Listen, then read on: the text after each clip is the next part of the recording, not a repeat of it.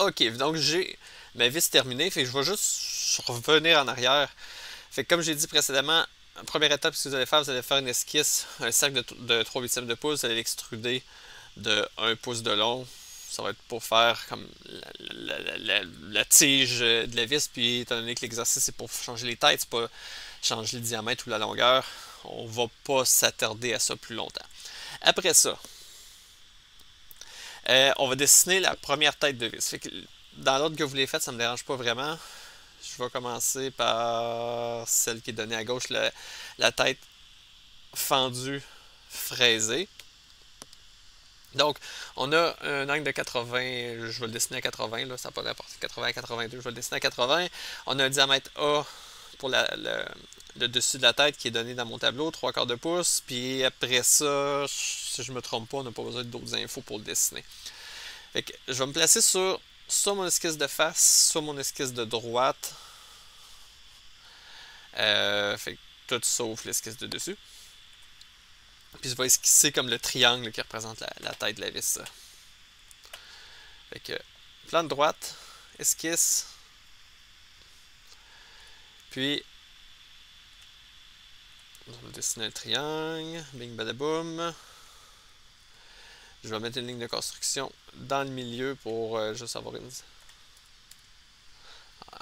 qui va représenter ma symétrie. Donc entre mon axe de symétrie puis le coin de mon triangle, on avait dit que j'avais 3 quarts de pouce.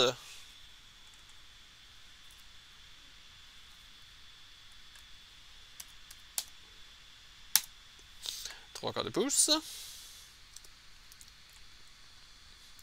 Puis après ça, on avait dit qu'on avait un angle de 80 degrés. Je peux pas le côté symétrique, puis je vais faire la moitié 40. Puis j'aurais juste à me faire un bossage avec révolution. Étant donné que j'avais une ligne d'axe, il a deviné qu'il fallait tourner autour de cet axe-là. Si la prévisualisation ne vous le montre pas correctement, ça se peut que l'axe de révolution n'a pas été choisi. Fait que dans ce cas-là, cliquez sur une ligne verticale, n'importe quoi, que ce soit la ligne d'axe ou le trait de contour ici, ça va donner la même chose. Et au besoin, on va sélectionner le contour qui est l'intérieur du triangle. Au besoin, ça devrait pas, mais dans les situations où est-ce qu'on a ça, il doit être deux surfaces différentes, deux contours différents, il faut les sélectionner. En tous les cas, ça me fait ma vis. J'accepte. Puis je vais rajouter la fente pour le tournevis. Précédemment, j'avais dit que ça allait être un 16 de large par 3,32 de profondeur. C'est pas coté dans le tableau, donc j'ai ajouté ça dans les consignes ici, un petit peu plus haut. Fait un 16 par 3,32, je vais essayer de retenir ça. Je peux réutiliser le même plan que tout à l'heure. Je vais prendre encore mon plan de droite. Une esquisse. Je vais me faire un rectangle par son centre. Donc on avait dit 1,16 de large. 1 sur 16. Puis on avait dit 3,32 de profond. Fait que je vais le coter par rapport au centre de mon rectangle jusqu'ici. Fait que ça, c'est 3. C'est la profondeur que je veux. 3,32. Puis je ne vais pas me préoccuper de la moitié de rectangle qui est dans le vide. Ça ne me dérange pas.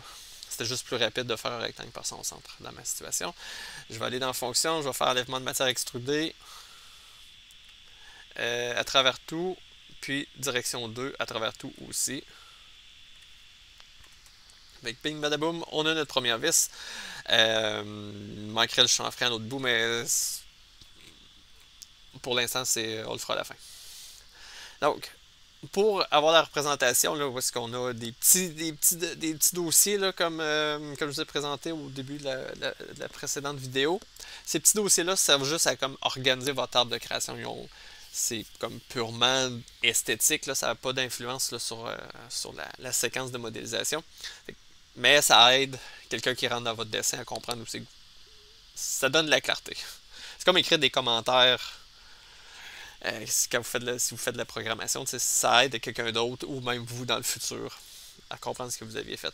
Je vais prendre la fonction révolution et la fonction enlèvement de matière qui ont servi à dessiner ma tête de vis. Je sélectionne les deux en tenant la touche CTRL enfoncée au clavier, bouton droit de la souris, puis je vais ajouter au nouveau dossier, puis je vais lui donner un nom, puis ça va être tête fendue Je vais dire fendu fraisé 2 parce que j'ai déjà le numéro 1 puis il ne faudra pas un doublon. Là.